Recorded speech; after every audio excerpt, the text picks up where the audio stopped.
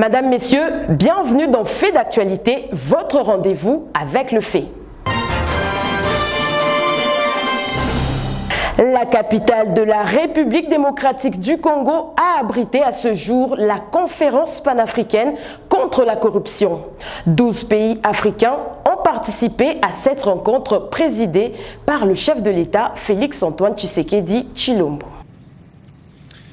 C'est avec honneur et surtout une profonde espérance que je m'adresse à vous en cette journée internationale de lutte contre la corruption placée sous le thème « La mobilisation de la jeunesse dans la lutte contre la corruption ».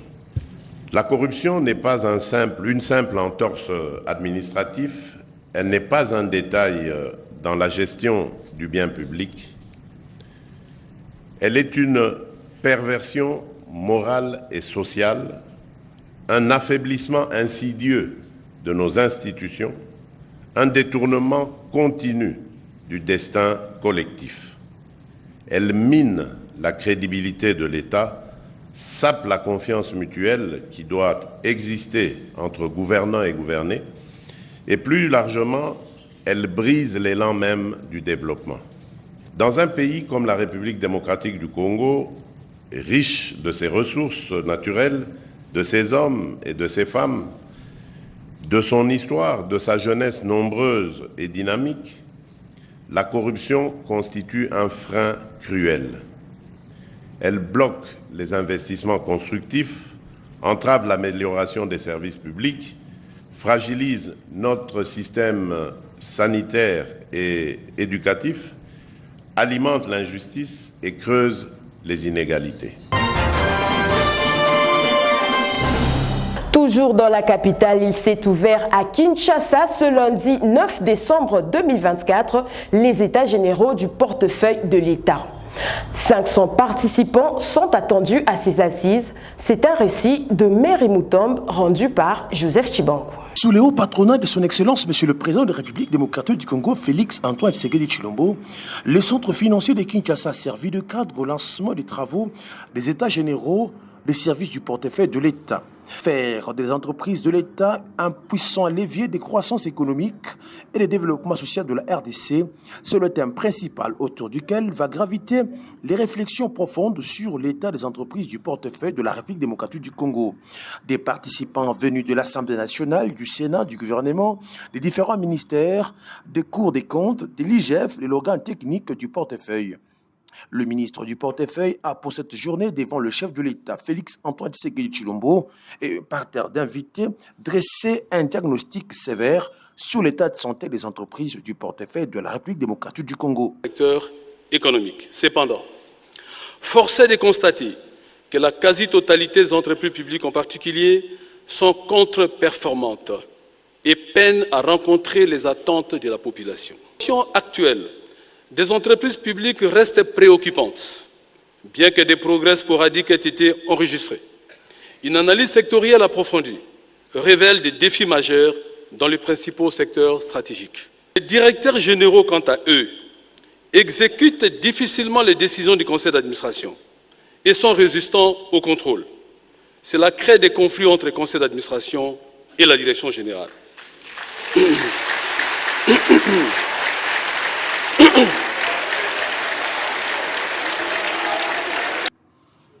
Ces états généraux du service du portefeuille interviennent après ceux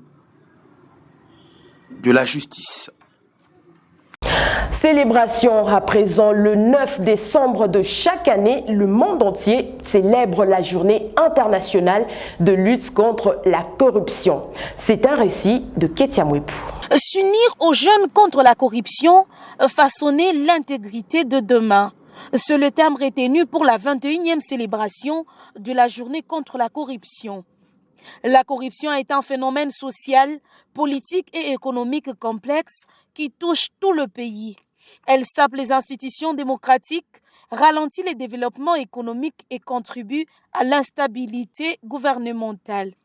Le gouvernement, les secteurs privés, les organisations non gouvernementales, le média et les citoyens du monde entier unissent leurs forces pour lutter contre ce crime. Réduire les risques de mauvaise gestion, de corruption, nécessite l'implication d'agences anticorruption fortes, une meilleure surveillance de programmes d'aide, d'urgence, de marchés publics plus ouverts et transparents, une plus grande conformité aux réglementations anticorruption dans les secteurs privés. En outre, le pays du monde entier doivent assurer le soutien et la protection des informateurs et journalistes qui dénoncent la corruption. La journée contre la corruption a été célébrée le 31 novembre 2003.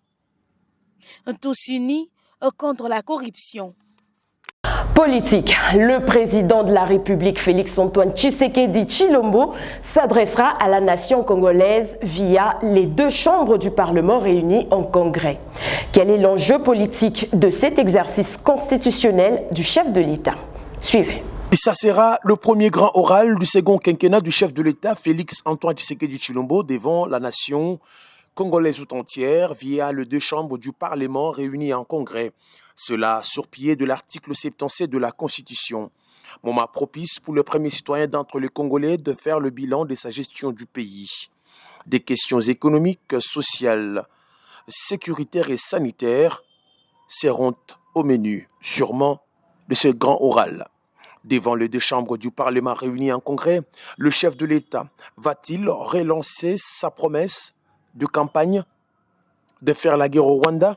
Je vais réunir les 2 chambres en congrès, comme me le recommande la Constitution, et je vais leur demander l'autorisation de déclarer la guerre au Rwanda. Peut-être pas. Les contextes politiques dans la partie est de la RDC a pris d'autres tournures, notamment les discussions en Angola entre le président de la République et son homologue rwandais Paul Kagame sous la médiation de Joao Lourenço, président angolais, afin d'aboutir à la neutralisation des FDLR, mais aussi la dissolution pure et simple du M23. La question qui brûle sous les lèvres de plusieurs Congolais, la révision ou les changements de la Constitution, le président de la République ne manquera pas de mettre les députés nationaux et sénateurs devant leurs responsabilités législatives. D'ici mercredi, qui vivra verra.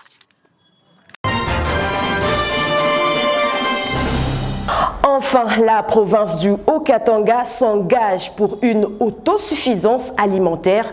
Le gouverneur de province, Jacques Kiabula-Katwe, a remis des intrants agricoles et des tracteurs aux grands fermiers du Haut-Katanga. Premier agriculteur de la province a procédé au lancement officiel de la saison agricole 2024-2025 par notamment la remise des 8 tracteurs au comité des grands fermiers du Haut-Katanga.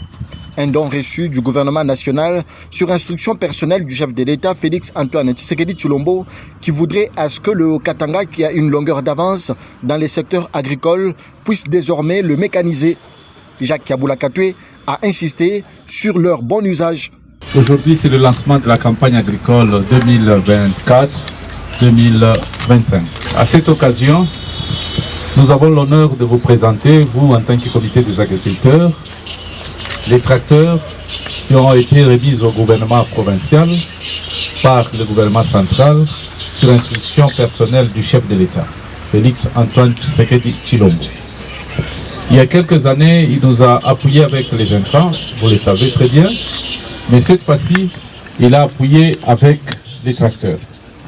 C'est pour dire que nous devons passer à la deuxième étape, celle de la mécanisation de notre agriculture. Le chef de l'exécutif provincial procédera par la suite à la remise de plusieurs tonnes de semences améliorées de maïs et de haricots aux différents agriculteurs réunis en coopérative. Les bénéficiaires lui sont reconnaissants et ont loué la valorisation de l'industrie locale par l'autorité provinciale qui a porté son choix sur la semence produite localement par l'université de Lubumbashi pour la distribuer aux cultivateurs. Grâce à l'initiative de son Excellence Monsieur le Gouverneur Jacques Kiabula-Katwe, durant 6 ans, on a été accompagné par le programme Intra contre Maïs. Nous disons sincèrement merci au gouvernement central, au ministère d'État en charge de l'agriculture et sécurité alimentaire, au chef de l'État qui a donné cette chance encore à la province du Haut-Katanga. Rappelons que depuis son accession à la tête de la province, le gouverneur Jacques Kaboula Katoué subventionne les petits et grands fermiers en intrants agricoles. Merci de nous avoir suivis. N'oubliez pas d'activer la cloche de notification pour ne rien rater. Abar Elikassi-RDC, c'est l'actualité partout et chez vous.